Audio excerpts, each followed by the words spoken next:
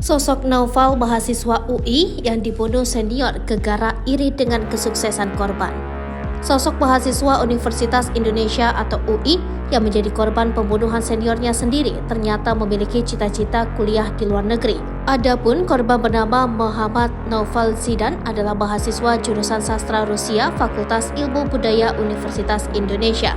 Naufal merupakan perantau asal Probolinggo, Jawa Timur dan ke Depok demi bisa kuliah di UI. Naufal juga sosok pemuda yang dekat dengan keluarga.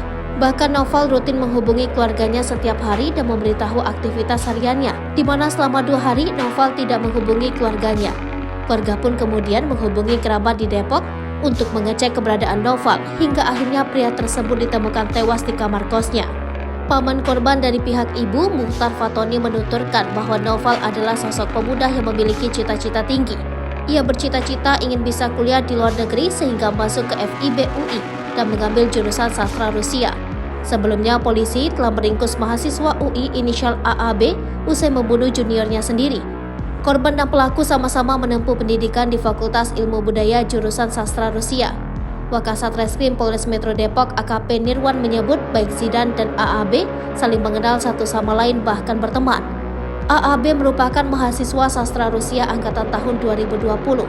Motif pembunuhan karena pelaku mengalami kerugian dalam investasi kripto. Kepada polisi, AAB mengaku nekat menghabisi nyawa korban karena sejumlah alasan. Pertama, AAB mengatakan dirinya merasa iri dengan korban yang lebih kaya.